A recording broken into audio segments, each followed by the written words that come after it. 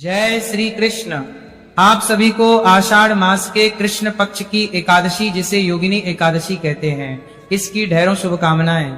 प्रिय भक्तों, आज की इस वीडियो में हम विशेष रूप से बात करेंगे आने वाली एकादशी के विषय में। इसके बारे में जानना आवश्यक है और ये वीडियो आपके लिए बहुत महत्वपूर्ण है। यदि आप एकादशी का व्रत रखते हैं, कारण क्या है कि आने वाली एकादशी का क्षय हो गया है और आप जानते हैं कि एकादशी का व्रत यदि अनुचित दिन पर किया जाए तो किस तरह घोर पाप का कारण बनता है। इसके विषय में पहले भी मैं विस्तार से पुराणों से जानकारी दे चुका हूं। 12 पुराणों से मैंने रिसर्च निकाला था कि बताया था कि कौन सी एकादशी किस दिन करनी चाहिए। दशमी विधा, द्वादशी विद्या के विषय में बताया था और यही गलती इस बार आने वाली एकादशी पर की जा रही है। कारण क्या है? कारण ये है कि ये एकादशी किसी भी दिन सूर्य के मुख से नहीं मिल रही। अब सूर्य के मुख से नहीं मिल रही तो लोगों का सोचना होता है जिस दिन ज्यादा देर है उसी दिन कर लो। अरे नियम तो देखोगे, नियम तो देखोगे। पुराण क्या कहते हैं, शास्त्र क्या कहते हैं, निर्धारण कैसे होना चाहिए। अगर सूर्य के मुख से ना मिले एकादशी तो उसमें निर्धारण कैसे होना चाहिए। ये केवल ऐसे क्या सूर्य के मुख से किसी भी दिन है नहीं, इस दिन ज्यादा देर है, चलो इस दिन व्रत कर लो, ये क्या तरीका हुआ। कम से कम उनको निर्णय तो करने दो जिन्होंने पुराण पढ़े। कम से कम आपके पास अगर कोई ऐसे विद्वान नहीं बैठा रखे हैं अपने संस्थानों में तो आप किसी ब्राह्मण से पूछे। ऐसा थोड़ी कि कुछ भी छाप दे और जनता को भ्रमित कर दे, पाप में डाल दे। खैर वो मेरा विषय नहीं है। मेरा केवल और केवल अपनी जो मेरी ऑडियंस है, जो मेरे दर्शक हैं, जो मुझ पे विश्वास करते हैं और मेरा चैनल देखते हैं, मैं यही कहूंगा कि वीडियो को अंत तक देखें, कहीं इधर उधर देखने की आवश्यकता नहीं है। आप जानते हैं कि पुराणों के आधार पर मैं जानकारी प्रस्तुत करता हूं आपके लिए। जो पुराणों में नियम बताए गए हैं उसके अनुसार निर्धारण करके देता हूं और उसी के नियम के अनुसार पुराणों के नियमों को लगा के आपके सामने निर्धारण करके दूंगा। और आप जानते हैं मैं केवल पुराण के नियम आपके सामने रखता हूं। निश्चय आपका होता है कि आपको क्या मानना है क्या नहीं मानना है, निर्णय आपका होता है। तो आइए जानकारी प्रस्तुत करते हैं कि आने वाली जो एकादशी है जिसे योगिनी एकादशी कहते हैं, इसका व्रत कैसे करना है, व्रत की विधि क्या है, नियम क्या है और इसका व्रत करना कैसे और कब चाहिए। इसकी डेट का निर्धारण, तारीख का निर्धारण करना बहुत बड़ा विषय है। इसको हम विस्तार से समझेंगे। आपसे है कि वीडियो थोड़ा सा भी उपयोगी लगे तो एक बार लाइक अवश्य कीजिएगा और जितना हो सके शेयर कीजिएगा, क्योंकि इसको अधिक से अधिक लोगों तक पहुंचाना आपका दायित्व है। मैं नहीं पहुंचा सकता, आप दर्शकों के पास वो क्षमता है, लेकिन कि आपने भी अगर 10-10 लोगों को इसे भेजा तो आप अधिक से अधिक लोगों तक इस जानकारी को पहुंचा पाएंगे और लोगों को पाप से बचा पाएंगे। आइए जानकारी आरंभ करते हैं, बात करते हैं आने वाली एकादशी की। कमेंट बॉक्स में अवश्य लिखिएगा जय श्री हरि या ओम नमो भगवते वासुदेव। है प्रिय भक्तों, आने वाली जो एकादशी है आषाढ़ मास के कृष्ण पक्ष की एकादशी है, इसको योगिनी एकादशी कहते हैं। योगिनी एकादशी के विषय में भगवान श्री कृष्ण कहते हैं कि हे युधिष्ठिर, ये मनुष्य के बड़े बड़े पातकों का नाश कर देती है, बड़ी बड़ी बीमारियों का नाश कर देती है। इसमें भगवान श्री कृष्ण एक वृतांत सुनाते हैं। वर्णन आता है कि किस प्रकार से अलकापुरी के जो राजा हैं कुबेर, उनके वहां एक था, वह प्रतिदिन भगवान की पूजा के लिए पुष्प लेके आया करता था। वह यक्ष जो सेवक था वो अपनी पत्नी से बड़ा प्रेम करता था, सदा उसी के विषय में सोचता रहता था। उसका नाम था हेममाली और वो मानसरोवर से फूल लाकर भगवान के मंदिर में रखता था। वहां राजा कुबेर भगवान की पूजा करते थे। एक समय क्या कि वो मानसरोवर से फूल तो ले आया पर अपने घर में ही ठहर गया और पत्नी के प्रेम का रसस्वादन करने लगा। उधर कुबेर जो है मंदिर में पूजा ना कर सके, भगवान के बैठे रहे। उन्होंने दोपहर तक फूलों के आने की प्रतीक्षा की। जब पूजा का समय व्यतीत हो गया, निकल गया, तो यक्षराज कुपित हो गए और क्रोध करके उसने अपने सभी सेवकों से पूछा कि हेममाली कहाँ है। तो सबने कहा कि राजन वो तो अपनी पत्नी के आलिंगन में है, उसकी कामना में आसक्त होकर अपने घर में रमण कर रहा है। उनकी बातें सुनकर कुबेर को क्रोध आया। उसने कहा कि तुरंत बुला के लाओ। हेममाली को लाया गया। हेममाली राजा से नेत्र नहीं मिला पा रहा था। राजा अत्यंत क्रोध में थे और क्रोध में आंखें लाल करके उन्होंने कुबेर को श्राप दे दिया। बोले, दुराचारी, तूने भगवान की अवहेलना की है, तेरे कारण मैं भगवान की पूजा नहीं कर पाया। जा, मैं तुझे श्राप देता हूं कि तू कोढ़ से युक्त होकर अपनी उस प्रियतमा से वियुक्त हो जा और अपने स्थान से भ्रष्ट होकर अन्यत्र चला जा। कुबेर के श्राप से श्रापित होकर वह पृथ्वी पर चला गया। उसके शरीर में कोढ़ फुट आया। वह अपनी पत्नी से, जिससे बड़ा प्रेम करता था, दूर हो गया। अब क्योंकि वो इतने दिनों तक भगवान की सेवा के लिए पुष्प लेके आया करता था, भगवान शिव की पूजा किया करता था, तो उस सेवा के परिश्रम और पुण्य के कारण उसकी जो याददाश्त है ना, स्मरण शक्ति, वो नष्ट नहीं हुई। उसे सब याद हो रहा कि उसने क्या गलत किया था और किस कारण से वो इस कोढ़ से पीड़ित है। वो बड़ा बेचारा परेशान रहा, क्योंकि कोढ़ किसी को फूटे तो बड़ा दर्द देता है। यहां वहां भटकता भटकता घूमता फिरता मेरुगिरी के शिखर पर पहुंच गया। वहां उसे तपस्या के पुंज मुनिवर मार्कंडेय जी के दर्शन हुए। मार्कंडेय जी को देखकर उसने मुनि के चरणों में प्रणाम किया। मुनि ने उसे भय से कांपते हुए देखा। उसे निकट बुलाकर पूछा कि तुझे कोढ़ रोग ने कैसे दबा लिया? तू इतना निंदनीय है, क्यों जाना पड़ता है? तो यक्ष ने अपना सारा का सारा जो उसके साथ चरित्र घटा था कि वो कैसे कुबेर का अनुचर है, उसका नाम हेमा मालिनी है और कैसे वो फूल लाके दिया करता था। एक दिन उससे भूल हो गई और पत्नी के साथ सहवास में उलझ गया, इस कारण से फूल लेके ना जा पाया और कुबेर ने उन्हें यह श्राप दे दिया। बोला, प्रभु अब आप ही मेरा उद्धार कर सकते हैं, क्योंकि आप तपस्वियों में शिरोमणि हैं, आप भगवान के परम भक्त हैं, तो मेरा उद्धार कीजिए, मुझे इस कष्ट से मुक्ति दिलाइए, इस श्राप से मुक्ति दिलाइए। तब मार्कंडेय जी ने कहा, क्योंकि तुमने सत्य भाषण किया है और सत्यभाषी मुझे प्रिय है, इसीलिए मैं तुम्हें अवश्य इसका एक उपाय बताता हूं। आने वाला मास है आषाढ़ मास, उसके कृष्ण पक्ष में आने वाली एकादशी है योगिनी एकादशी। तुम योगिनी एकादशी का विधि से व्रत करो, नियमों का पालन करते हुए व्रत को निभाओ और अगले दिन पारण करो। इसके पुण्य प्रभाव से, इस एकादशी के पुण्य प्रभाव से तुम्हारा कोढ़ दूर हो जाएगा, श्राप नष्ट हो जाएगा। उसने मार्कंडेय जी के चरणों में प्रणाम जाएगा। एकादशी के आने पर उसने प्रातः काल उठ के स्नान किया। स्नान करके स्वच्छ वस्त्र धारण करके एकादशी का संकल्प करते हुए विधि विधान से भगवान नारायण का पूजन किया। एकादशी के व्रत का पालन करते हुए, नियमों का पालन करते हुए दिन को व्यतीत किया। सायंकाल को कीर्तन किया, रात्रि काल को जागरण किया और अगले दिन व्रत का पारण किया। जैसे ही उसने अपने व्रत को नियम के अनुसार निभाया और पारण किया, उसके सभी पाप नष्ट हो गए, उस घोर श्राप से भी मुक्त हो गया और अपने दिव्य देह प्राप्त करके अपनी प्रियतमा के साथ वास करने लगा। ये पुण्य फल है। महाराज कृष्ण कहते हैं कि राजन, इस एकादशी का व्रत साधारण नहीं है। इस एकादशी का एक व्रत 88,000 ब्राह्मणों को भोजन कराने का पुण्य देता है। अर्थात आपने यदि इस एकादशी का व्रत कर लिया तो आपको 88,000 ब्राह्मणों को भोजन कराने का पुण्य फल स्वतः ही मिल जाएगा। अब बताइए किसमें क्षमता है 88,000 ब्राह्मणों को भोजन कराने की, उतना पुण्य ये एकादशी देने की। इस मनुष्य को इस एकादशी का व्रत अवश्य करना चाहिए। कुछ लोगों के मन में आशंकाएं अभी भी रहती हैं, ये कौन सी करनी चाहिए? शुक्ल पक्षी की, कृष्ण पक्ष की। देखिए, मैंने उस दिन भी बताया था, पुराण में वर्णन आया है, महात्मा में भी वर्णन आया है कि सभी एकादशियां करने योग्य है, सभी एकादशी का पुण्य श्रेष्ठ है और सभी एकादशियां समान रूप से भगवान नारायण को प्रिय है। इसीलिए किसी को एकादशी के बीच में भेद नहीं करना चाहिए, सब एकादशियां करनी चाहिए। प्रिय भक्तों, विशेष रूप से ध्यान दीजिएगा कि 10वीं तिथि के जो नियम है उनका आपने पालन करना है। 10वीं नियमों में विशेष रूप से आपको प्रातः काल स्नान करके, जो माताएं बहनें हैं वो बाल इसी दिन धो लें, क्योंकि एकादशी को बाल धोना वर्जित है और द्वादशी को भी बाल नहीं धोए जाते हैं। और अगर वार कोई ऐसा पड़ रहा हो तो जो नहाने का जल है उसमें थोड़ा सा कच्चा दूध मिला लीजिए, शुद्धि के लिए आप उससे बाल धो सकते हैं। शैम्पू आदि का प्रयोग ना करें।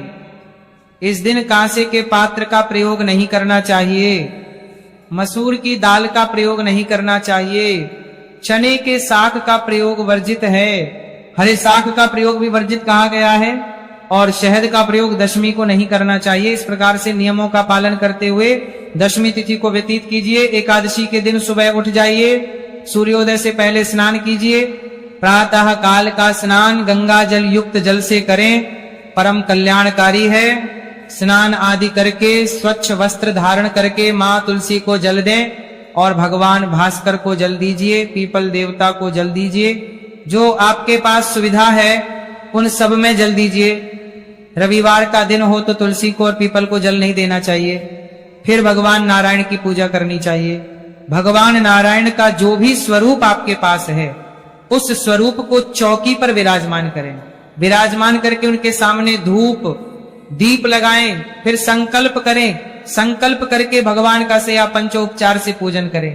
पूजन करने के बाद कथा श्रवण करें, विष्णु शास्त्र नाम का श्रवण करें और आरती करें। इसके बाद नियम अनुसार दिन को व्यतीत करें। असत्य भाषण नहीं करना, किसी के प्रति अनुचित व्यवहार नहीं करना, क्रोध नहीं करना। शांत चित रहते दिन को व्यतीत कीजिए। सायंकाल को कीर्तन करना और रात्रि काल को जागरण करना। इस प्रकार से आपने समय को और दिन को व्यतीत करना है और अगले दिन व्रत का पारण करना है। पारण के दिन भी आपको भगवान नारायण की पारण पूजा करनी है, चौकी का विसर्जन करना है, ब्राह्मण को दान दक्षिणा आदि देके फिर व्रत को खोलना है। इस प्रकार से आपको ये व्रत करना है।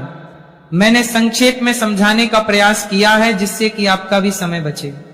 विधि में कुछ और पूछना चाहें तो कमेंट बॉक्स में लिख के पूछ लीजिएगा। तो प्रिय भक्तों, इस प्रकार से आप व्रत करें।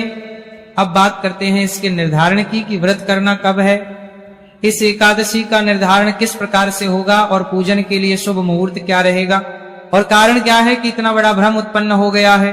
प्रिय भक्तों, आने वाली जो एकादशी है आषाढ़ मास के कृष्ण पक्ष की एकादशी, योगिनी एकादशी। इस योगिनी एकादशी तिथि की शुरुआत की अगर हम बात करें तो तिथि शुरू हो रही है 10 तारीख को 8:16 पर और ये 11 तारीख को प्रातः 5:22 पर समाप्त हो जाएगी। 10 जुलाई को शुरू होगी, दिन रहेगा शुक्रवार का, और 11 जुलाई शनिवार को ये समाप्त हो जाएगी 5:22 पर। ऐसे में अगर हम 10 जुलाई को देखें तो ये सूर्योदय के बाद आरंभ हो रही है, क्योंकि सूर्य का उदय हो जाएगा 5:35 पर ही, और ये आरंभ हो रही है 8:16 पे, अर्थात सुबह सुबह सूर्योदय दशमी तिथि में है। और अगर हम 11 की बात करें तो सूर्य का उदय होने से पहले ही एकादशी समाप्त हो जा रही है। सूर्योदय होगा 5:37 पर और एकादशी समाप्त हो जा रही है 5:22 पर। तो अब निर्धारण कैसे करें, व्रत कैसे करना चाहिए? यहाँ हमें पुराणों का सहारा लेना चाहिए कि पुराणों में हमारे महर्षियों ने क्या क्या दिशा निर्देश दिए हैं व्रत के निर्धारण के, और तभी आप ये जान पाएंगे कि चाहे वो गूगल हो, चाहे अन्य न्यूज एजेंसियां जिन्होंने भी वहां इंटरनेट पर डाल रखी हैं तारीखें, डेट, वो सब गलत क्यों हैं। ये आप पुराणों के माध्यम से जब जानकारी पाएंगे तो आप समझ पाएंगे। प्रिय भक्तों, मैं बात करता हूं पद्म पुराण की, मैं बात करता हूं वायु पुराण की, मैं बात करता हूं भविष्य पुराण की, और मैं बात करता हूं नारद पुराण की, और साथ ही मैं बात करता हूं गौरी शंकर संवाद की। इन सभी ग्रंथों को यदि आप पढ़ेंगे, क्योंकि मैं आपको सार बता रहा हूं मैं सबकी, अगर मैं एक एक लेखनी बताऊंगा तो वीडियो बहुत बड़ा हो जाएगा। आप सबकी एक एक लेखनी सुनना चाहते हैं तो चैनल पे मैंने वीडियो अपलोड किया गया है कि ये एकादशी भूल के भी नहीं करनी चाहिए। आप उसमें देख एक एक पुराण के श्लोक के साथ जानकारी मिल जाएगी कि इस पुराण में क्या कहा गया है, इस पुराण में क्या कहा गया है। सभी पुराणों से रिसर्च मैंने आपको उसमें डाला है। ये वीडियो पिछले साल मैंने बनाया था। जो नियम लिखे हैं एकादशी के निर्धारण के, तो इन सभी पुराणों में एक जो बड़ी बात लिखी है, वो बड़ी बात इन्होंने ये लिखी है कि कभी भी मनुष्य को दशमी वेधा एकादशी नहीं करनी चाहिए। 10वीं वेधा एकादशी मनुष्य को सर्वथा त्याज कही गई है, कभी नहीं करनी।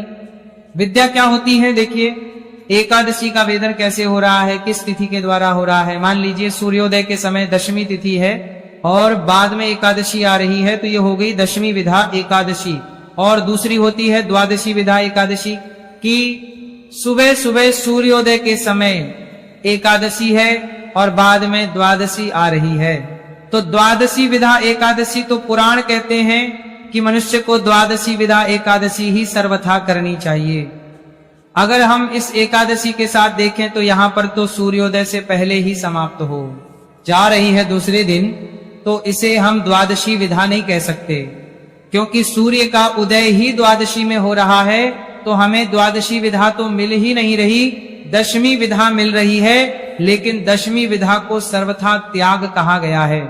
त्याग समझ रहे हैं आप? भगवान शंकर माता पार्वती को बताते हुए कहते हैं कि देवी पार्वती जो मनुष्य दशमी विधा एकादशी करते हैं वो अपने लिए नरक की कामना करते हैं, ये माना जाना चाहिए। सोचिए, इससे बड़ी बात क्या कहेंगे? दशमी विधा एकादशी करने का अभिप्राय है कि आप अपने लिए भगवान से नरक मांग रहे हैं। इसीलिए आपको 10 तारीख को भूल के भी एकादशी नहीं करनी चाहिए, और यही गलती कर रखी है। आप उठा के देख लीजिए, गूगल से लेके सभी जगह सब बता रहे हैं 10 तारीख को करिए एकादशी, 10 तारीख को एकादशी, 10 तारीख को एकादशी। अरे क्यों पाप में झोंक रहे हो जनता को? पुराण तो पढ़ लीजिए थोड़े से। हमारे ऋषि मुनियों ने इतने बड़े बड़े पुराण लिखे हैं, पर एकाद पुराण में नहीं, 6 पुराणों में जानकारी। दसवीं विधा एकादशी सर्वथा त्याज्य है, सर्वथा त्याज है, त्याज है, त्याज है। अल्प मात्रा में आचमन का जल लिया जाता है, उससे व्रत भंग नहीं होता। अब बात करते हैं दवाई की। यह एक बहुत बड़ा संशय है। यदि किसी व्यक्ति को कोई बीमारी है और उसे दवाई लेना अत्यंत आवश्यक है, तो वह बेझिझक जल के साथ अपनी दवाई ले सकता है। शास्त्रों में औषधि के सेवन की पूरी अनुमति दी गई है। धर्म का उद्देश्य आपके शरीर को नष्ट करना नहीं है, बल्कि आत्मशुद्धि और भगवान की भक्ति करना है। यदि आपका शरीर स्वस्थ रहेगा, तभी भविष्य में भी आप भगवान की सेवा और व्रत कर पाएंगे। इसीलिए यदि आवश्यकता हो तो अपनी दवाई अवश्य लें। इस दिन क्रोध बिल्कुल ना करें, झूठ ना बोलें, किसी की निंदा या चुगली ना करें, किसी का भी अपमान ना करें और पूर्ण ब्रह्मचर्य का पालन करें। नकारात्मक विचारों से खुद को दूर रखें। अब बात करते हैं एकादशी की रात्रि के जागरण की। शास्त्र कहते हैं कि एकादशी की रात्रि में जागरण करने का फल हजारों वर्षों की तपस्या और हजारों यज्ञों के फल के समान होता है। एकादशी की पूरी रात यदि संभव हो तो भजन, कीर्तन, मंत्र जाप और भगवान की कथाओं का श्रवण करना चाहिए। यदि आप पूरी रात जागने में सक्षम ना हो तो कम से कम मध्य रात्रि तक भगवान का स्मरण करते हुए अवश्य जागें। लेकिन ध्यान रहे, रात्रि जागरण का अर्थ यह बिल्कुल नहीं है कि आप रात भर जागकर मोबाइल चलाते रहें, फिल्में देखें या टीवी पर समय व्यतीत करें। भगवान के नाम में मन लगाना, उनके भजनों को गाना ही वास्तविक और सच्चा जागरण है। अगले दिन पारण से पहले दान का अत्यंत महत्व बताया गया है। विशेष रूप से जल से भरा घड़ा, अन्न, वस्त्र, जूते, चप्पल, छाता, फल और अपनी क्षमता अनुसार दक्षिणा का दान बहुत शुभ माना गया है। गर्मी के दिनों में प्यासे लोगों को जल पिलाना महान पुण्य देता है। यदि संभव हो तो राहगीरों के लिए प्याऊ लगवाइए। इस दिन पितरों का तर्पण करना भी अत्यंत शुभ माना गया है। भक्तों, अब जिस घड़ी का आपको इंतजार था वह समय आ गया है। आइए जानते हैं उस सटीक और शास्त्र प्रमाणित तिथि के बारे में जो इस वर्ष के लिए तय की गई है। वर्ष 2026 विक्रम संवत 2083 में आषाढ़ मास के कृष्ण पक्ष की योगिनी एकादशी तिथि का प्रारंभ गुरुवार 9 जुलाई की मध्य रात्रि के बाद होगा।